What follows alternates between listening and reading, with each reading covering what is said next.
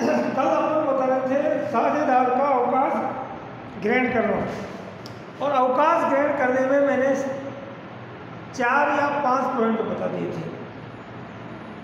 नया लाभ हानि अनुपात, गेन रेशो यानी फायदे का अनुपात, संपत्ति और दायित्वों का पुनर्मूल्यांकन, ख्याति का मूल्यांकन और संचित लाभों और हानियों का वितरण। अब छठा पॉइंट, इसमें बहुत महत्वपूर्ण पॉइंट है छठा, जीवन बीमा पॉलिसी।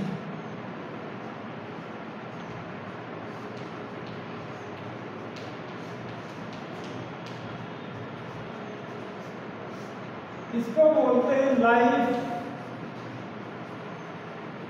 Insurance policy.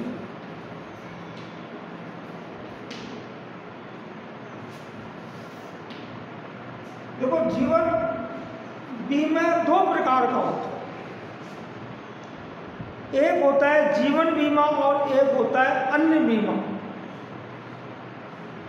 इसका डिफरेंस समझना बहुत जरूरी है। यानी जीवन बीमा और अन्य बीमा दोनों में बहुत बड़ा अंतर होता है।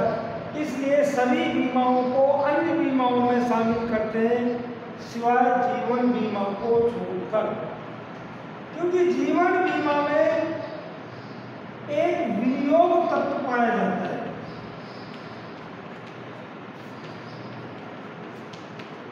इसमें कोई विनियोग तत्व नहीं पाया जाता। कारण मतलब क्या है इसका? इसका मतलब है कि जीवन बीमा में आपको राशि प्राप्त होगी ही।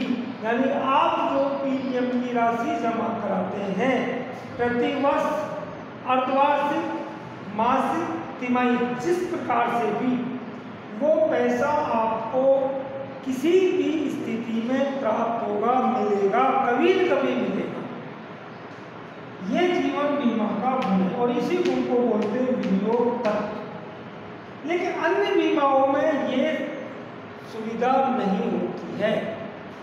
इसमें केवल घटना के घटित होने पर ही, यानी घटना के घटित होने पर ही बीमित राशि प्राप्त होती है।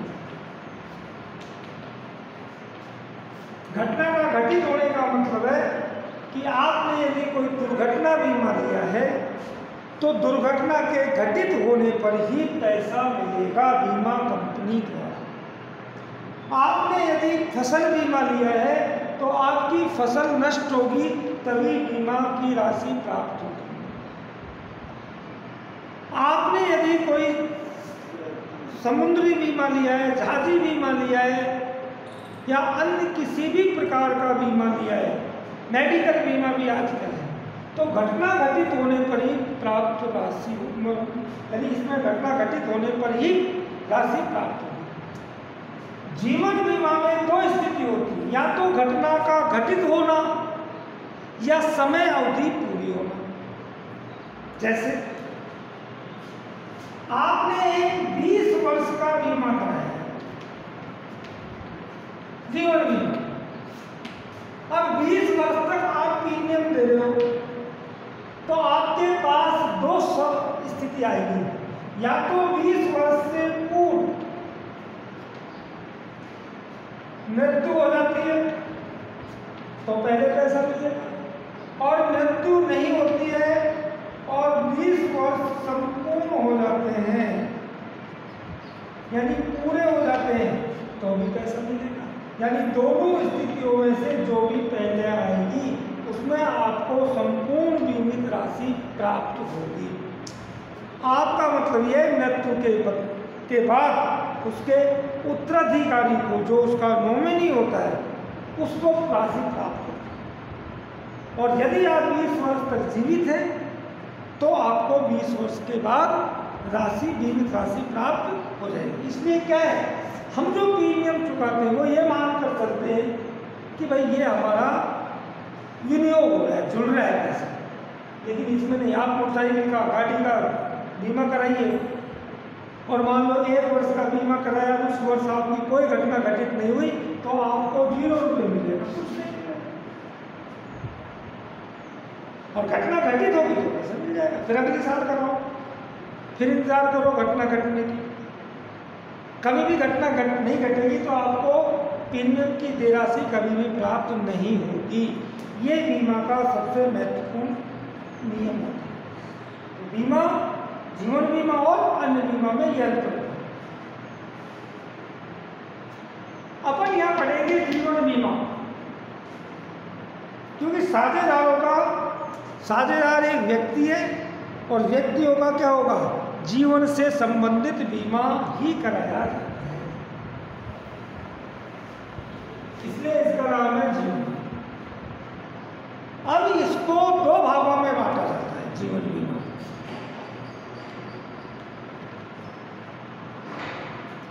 एक तो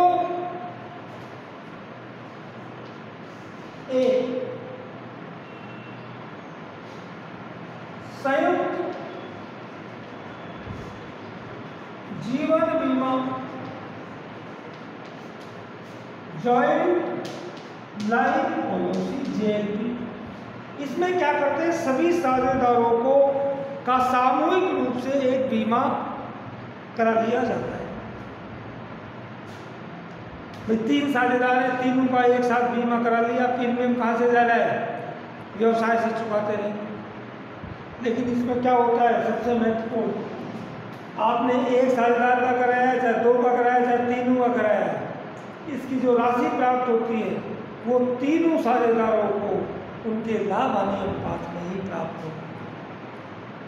ऐसा नहीं है कि इसमें आपने बीमे में नाम किसी का लिखा रखा है, जैसे 2 का लिखा रखा है, 3 का लिखा रखा है, और आप प्रीमियम जो चुका रहे हो वो कहाँ से दे रहे हो, व्यवसाय से दे रहे हो। व्यवसाय में कहाँ से दे रहे हो, P&L से दे रहे हो। P&L किसका है, साझेदारों का।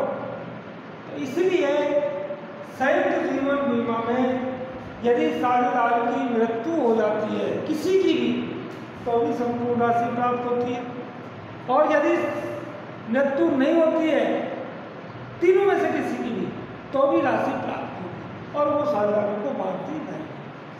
दूसरी होती है पृथक पृथक।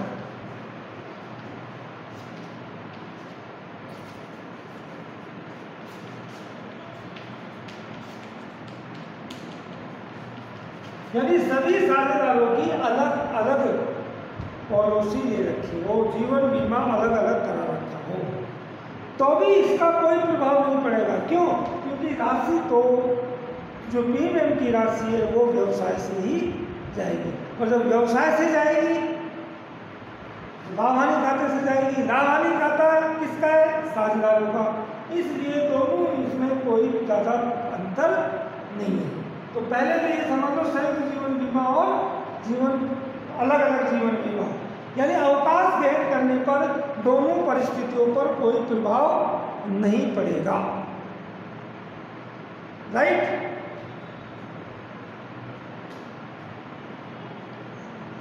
अब इसमें